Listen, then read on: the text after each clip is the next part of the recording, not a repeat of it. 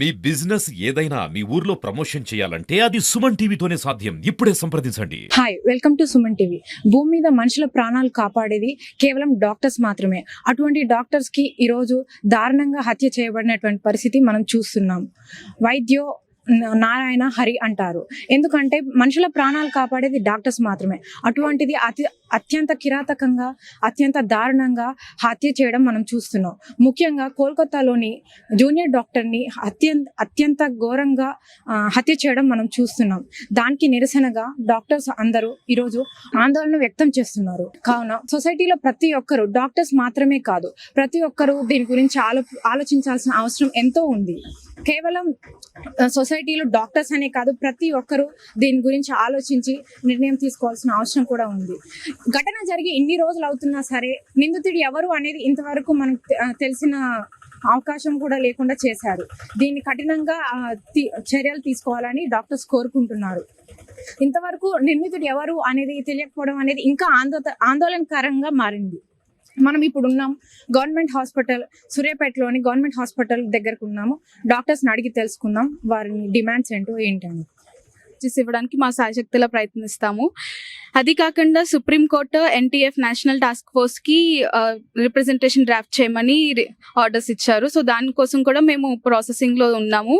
And as soon as మాకు representation అందరూ gather అవ్వగానే అది రిప్రజెంటేషన్ కూడా ఎన్టీఎఫ్ కి ప్రొడ్యూస్ చేస్తాం మా సైడ్ నుంచి. సార్, సుప్రీంకోర్టు నిర్వహిస్తున్న టాస్క్ ఫోర్స్ వాళ్ళు ఏ విధంగా నిర్ణయాలు తీసుకోవాలనుకుంటున్నారు? Supreme Court has decided to form a national task force for this Abaya thing, and we have asked if state government also has asked for the NTF and what all the things we needed. Example, we want an outpost near our government medical college, and we need qualified security personnel in our hospitals, and CCTV cameras, security personnel, lady security personnel during night duties, especially during night duties, for protecting mainly ladies.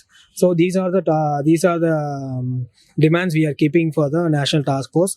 Hope it will be coming as a positive manner, and the justice will be served for that Abaya also. మహిళా doctors కి separate ఏమన్నా security కావాలని కోరుకుంటున్నారా?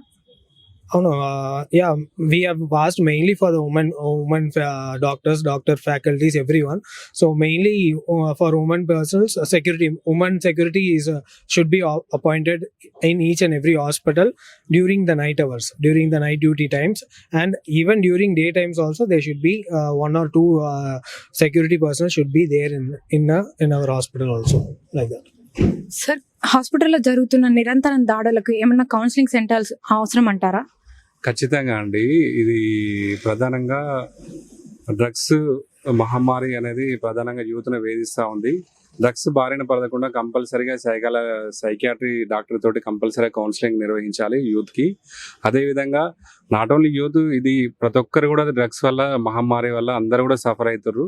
So ఖచ్చితంగా ఇలాంటి ముందు ఏంటంటే ఇది తలుచుకుంటేనే చాలా భయంకరంగా, కిరాతకంగా ఉంది. సో ప్రతి ఒక్కరు కూడా డ్రగ్స్ గురించి దీనికి అవగాహన కల్పించాలి. అదేవిధంగా కేంద్ర రాష్ట్ర ప్రభుత్వాలు కూడా ఇది కంపల్సరీ చేయాలి. ప్రతి కాలేజీలో కూడా ఇంటర్మీడియట్ నుంచి ఈవెన్ స్కూల్ స్థాయి నుంచి పీజీ స్థాయి వరకు కూడా కంపల్సరీగా పాఠ్య పుస్తకాలలో దీన్ని చేర్చాలి. డ్రగ్స్ అనేది చాలా భయంకరమైన భూత మన అందరిని కూడా వేధిస్తుంది.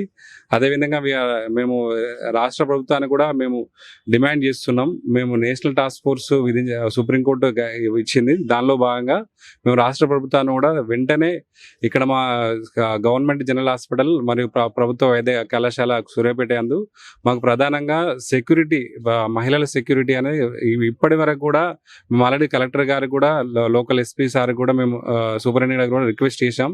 కానీ ఇంకా కూడా మాకు ఇంకా సీసీ కెమెరాలు కానీ లేకుంటే ఇక్కడ పోలీస్ అవుట్ పోస్ట్ కానీ ఇంకా అది చేయలేదు. దానికి సంబంధించిన చర్యలేం తీసుకోలేదు. అదేవిధంగా ఈ చుట్టుపక్కల ప్లస్ గేట్స్ కూడా అవన్నీ కూడా తక్షణమే చర్యలు తీసుకోవాలని మేము డిమాండ్ చేస్తున్నాం.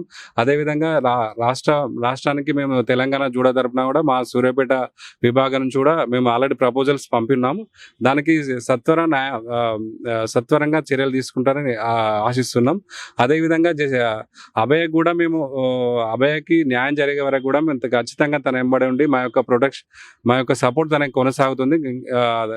తన జస్టిస్ జరిగేంత వరకు కూడా మేము నిరసన తెలియజేస్తామని తెలియజేస్తున్నాం. Thank you. సార్ గతంలో చాలా జరిగాయి కదా ఇన్సిడెంట్స్, దిశ కానీ నిర్భయ కానీ ఎన్నో చట్టాలు తీసుకొచ్చారు. అయినప్పటికీ ఇలాంటి కేసులు మళ్ళీ మళ్ళీ రావడం గల కారణం ఏమంటారు? ప్రధాన కారణం ఏంటంటే అమ్మా, సమాజంలో మార్పు కావాలి. మహిళలు అంటే ఏదో ఆట వస్తువులాగా లేకుండా వాళ్ళు ఏదో బలహీనంగా వాళ్ళు చూస్తున్నారు. ఈ ప్రతి ఒక్క వ్యక్తి కూడా ఈ సమాజం మారినప్పుడే మహిళలపై దాడులు అనేవి ఆపుతాయి. నిన్న స్విమ్స్ తిరుపతిలో కూడా ఒక మహిళా డాక్టర్ పై ఐసీయూలో అటాక్ జరిగింది.